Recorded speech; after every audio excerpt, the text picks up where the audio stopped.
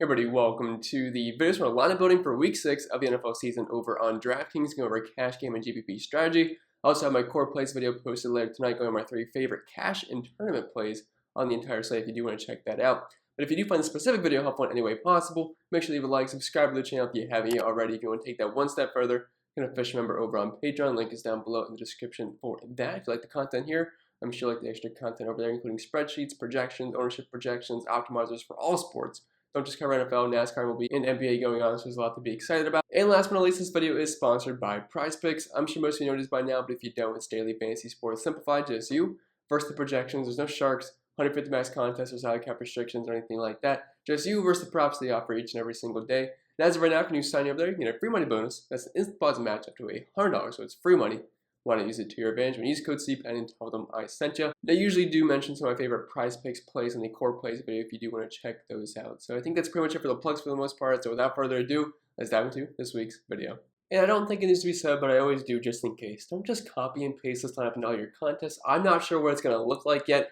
I spend a lot of time from after the time I post this video to kick off on Sunday building my cash game lineup. This is just something we're putting together, talking through a process, apply your own favorite plays to this process, and make a good cash game lineup. And plus, there's plenty of injury news that we still have to monitor by the time kickoff rolls around. So I just want to throw that out there in case people are just looking for lineups on the internet, because you got to make your own decisions. And I usually say let's start with the quarterback position, but when it comes to cash games, I start with the running back slot because they're the most important guys in our lineup because they're going to touch the ball the most. I want to make sure they're the guys I want. I don't want to get stuck with some random 4 or 5K running back that I have no interest in just because it fits at the end. I want to plug them in first. And make sure that the guys I want, because I don't want stuck with some random, let's say Melvin Gordon at like $5,000 is the last spot in my cash game out, because that just feels absolutely awful and it's not a smart decision. So I think there's a handful of good running backs to pick from in cash games this week. No CMC, and I thought he was going to be a great play below $9,000, but unfortunately we can't play him. But Austin Eckler here, he's your next most expensive running back below $8,000. So running back isn't really a expensive position this week. We don't have Derrick Henry that we have to plug in at $9,000. So it opens up some salary across the board. Austin Eckler here below 8K I think is a fantastic play. This should be a very high scoring game in Baltimore, over a 50-point over-under. Pretty tight spread. He's been amazing all season long, scoring touchdowns pretty much each and every single week. Involved as a pass catcher. I have a very hard time seeing Austin Eckler bust. But the mid-range, like around $6,000 this week, is absolutely loaded. So I don't think it makes Austin Eckler a must play. He's still one of my favorite plays at running back, and I think you can play him in cash games. Just with how loaded the 6K range is, I don't think he's an absolute must play. And if you forego Austin Eckler, you can afford some more money at either the quarterback position to afford a guy like Lamar Jackson or Patrick Mahomes, or some more expensive wide receivers, or even a Travis Kelce on this slate. So I'm not saying I don't like Austin Eckler, but just for the way I'm going in this lineup, I'll try to build a lineup with Austin Eckler just to see what it looks like. But I'm going to go with the mid-range running backs here. Jonathan Taylor at $6,600. 10-point favorite at home versus a bad Houston defense. I think he's in an excellent spot. He was incredible on Monday night for the showdown slate. If you guys ended up playing him, you have Antonio Gibson, who's in a good spot versus KC. Joe Mixon, who I guess is going to get a full workload versus Detroit, should absolutely crush that defense, especially how bad they are versus the run. DeAndre Swift's a good tournament option. Facing Cincy as a run back option if you're stacking some Bengals up. Alexander Madison with Dalvin Cook back is unplayable. But we have Kareem Hunt and Darrell Henderson here, who I think are pretty much the 2 best plays at running back on the slate, and they're both fairly priced. Kareem Hunt, just because Nick Chubb is out. I mean, Kareem Hunt's been putting up pretty good games every single week with Nick Chubb playing, just splitting the load here. Just looking at the game log, 26 points last week, 16.5 the week before that, 27.5, 6.3, 17 point. Only one bad game this year. Take Nick Chubb out of the equation. We're looking at around 20 plus total touches from Kareem Hunt. He should absolutely smash here. He is questionable for this game, dealing with a wrist issue. I think he'll be just fine. They're going to need him, especially with no Nick Chubb. They're slight favorites at home. The win's supposed to be pretty high in this game. If that's the case, that's definitely a boost for the run game. So Kareem Hunt at that price point, really hard to pass up on the talent, expected volume, and the team that he's on in this situation. So Love and Hunt, pretty much a cash game lock, assuming he is fully good to go and with no limitations. Then Darrell Henderson here, right below him, $6,000. Hard not to like him. He's a 9.5-point favorite here, which bodes well for the running back, which is Darrell Henderson. He's not had a bad game yet this year. He missed week 3, but besides that, 15.7, 17.2, and upper 16s the other 2 games.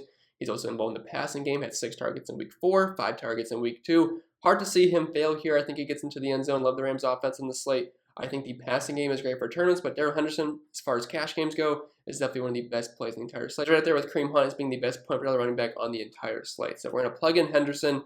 I think that's a pretty good start to our lineup because we're not breaking the bank with these guys. We're using a combined $12,200 in salary, and we still have $5,400 the remaining 7 spots of our lineup, which is actually pretty good after we get done with running backs. So at this point, we can either start knocking out some wide receivers, or we can grab our quarterback and figure out which direction we want to go. Because if we go with the cheaper quarterback, we can afford some more expensive pieces throughout the rest of our lineup.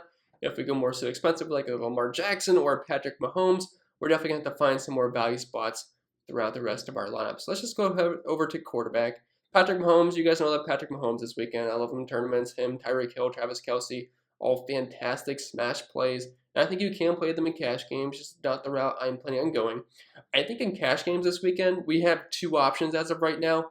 Not saying there's only two options. Like, you can still make a good cash game lineup without these two guys. But I think in cash games, you need to decide between LAMAR Jackson at $7,400 versus the Chargers, who went off last week at nearly 46 DraftKings points, or you need to go all the way down low with the 5,800 quarterback Taylor Heinicke facing the KC Swiss Cheese defense, who's been terrible so far this year. Heinicke's got a bit of a lower floor, only 12 points last week versus New Orleans and 10 points versus the Chargers, but he had a nice little run in the middle here, 24, 23, and 27.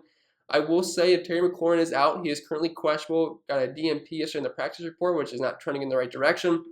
It's not be a downgrade to Heinicke because pretty much only would have Steelers Jones to get the ball to, which does concern me. So I'm getting a little bit lower on Heinicke throughout the week because if McLaurin's out, it's going to be pretty tough. It's still a terrible defense in case he's allowing the most points per game to the quarterback position. They're supposed to be trailing his dogs in this one. Like, it sets up well for Heinicke. I just do have my concerns. I think he's overall safe at his price point, but just for the sake of this video, let's go with Lamar here. I mean, I just have a hard time seeing Lamar bust. I know the Chargers defense isn't the worst out there, but it does feature over a 50-point over-under. It's a tight spread. The Browns put up over 40 real-life points versus them last week, and look, Lamar Jackson's been amazing this year. He's definitely an MVP candidate, over 400 passing yards last week. What he can do on the ground is just a nice built-in floor with a really high ceiling, so we're just going to plug in Lamar. Seems a bit too cheap, too. I mean, my projections actually have him as one of the better point per dollar options on the entire slate at the position, which is pretty good when you're $7,400. And we plug him in, we still have over $5,000 remaining per player, which is not bad whatsoever. So we should be able to afford one of these expensive wide receivers on this slate, like DAVANTE Adams. I was saying earlier in the week, I don't think he's a must-play in cash games because of that expensive price point. What I'm finding as the week progresses, it's not that hard to actually fit in Adams this week. I know it's a very steep price point, but the Bears, they're like 20th versus wide receivers so far this year, and Adams is just such a hard fade because we know how much volume he's going to get each and every single week. Like, there's so many good wide receivers in the NFL, but no one is getting the kind of workload Davante Adams gets through the air, especially around the goal line. Like, he is, when they get to the goal line, Aaron Rodgers does not like to run the ball. He likes to throw the ball to Davante Adams. Had 16 targets last week, over 200 receiving yards, got into the end zone, over 40 DraftKings points. Had a bit of a down week versus Pittsburgh, but he still had 11 targets in that game, 18 targets versus San Francisco.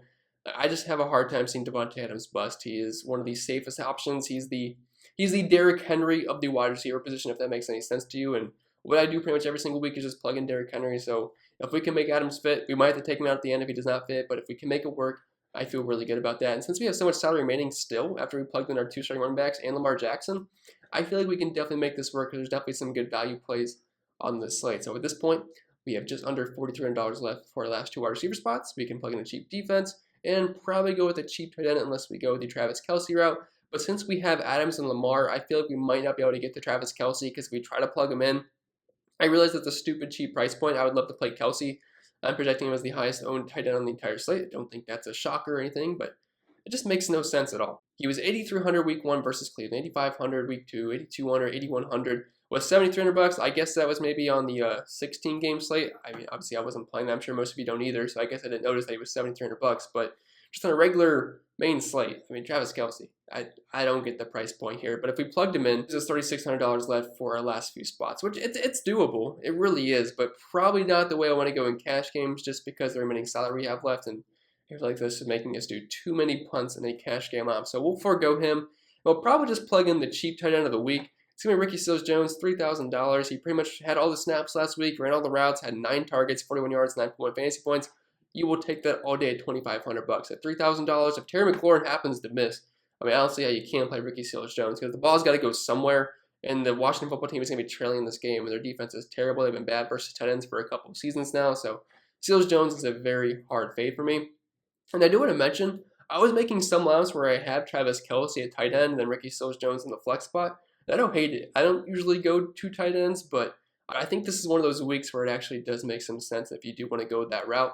Probably not in cash games, but in tournaments, I don't mind it because Travis Kelce and Ricky Seals-Jones are pretty much wide receivers out there.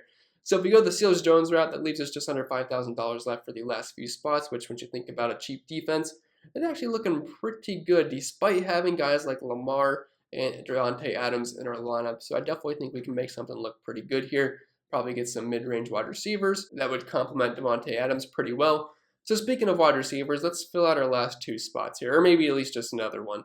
So I would love to be able to play guys like Tyreek Hill, Cooper Kupp, DJ Moore, Terry McLaurin, Jamar Chase. All these guys are fantastic plays on the slate. I just worry about the remaining salary I would have left. I would like to fit one of them in, so we'll see at the end after we plug in the Chief defense for now. But the guy I do want to plug in because I want some exposure to that Bengals game because I think one of those wide receivers or someone in this game is going to pop off. So I want exposure to someone. I would like to play Jamar Chase. I do worry about the salary remaining, so I think I'll just take T. Higgins here, $5,300. He returned from injury last week, had 7 targets, didn't really do too much with them, had 32 yards, but 10.2 fantasy points. Should get peppered with targets in week 2 before he got hurt. 10 targets for Chicago, 17 fantasy points to start the season, and $5,300 seems a bit too cheap in my opinion. So just to get some exposure to the Bengals, we'll plug him in. That leaves us $4,300 left for our last few spots. I think we'll just try to plug in the cheap defense of the week. It looks like it's going to be the Browns. They're home favorites. It's supposed to be windy in this game. I know they got torched last week, but it's still a good defense. Like, I don't think they're going to play that bad ever again. I know the Cardinals are 5-0, but they're still favorites at home. And I mean, it's just hard to beat the price point. And as of right now, they are projecting to be the highest owned defense, although it is pretty close with the Indianapolis Colts. The Colts are in a good spot versus Houston. Double-digit home favorites. I mean, their defense isn't very good. And I'm not one to really want to spend over $3,000 for a defense. So I think we'll just plug in the Browns here. Save $1,000. It leaves us $5,250 for our last 2 spots, which we can definitely make some things work with that. As you guys know, I typically try to go with 3 running backs in cash games. So most of the running backs I like around $6,000. Although I will say Khalil Herbert, I believe it's below 5K. He's going to be the starting running back with no Damian Williams this week, and obviously no David Montgomery. He had like 20 total touches last week. Is in a good matchup versus Green Bay. So if he fits at the end, I guess that's a route we could go. So let's just try to find a mid-range wide receiver here. So Robert Woods, I think, is totally viable. You have Amari Cooper. Don't love the spot versus New England. I like Brandon Cooks versus that Indy secondary. They've obviously not been very good this year. Michael Pittman, Jacoby Myers.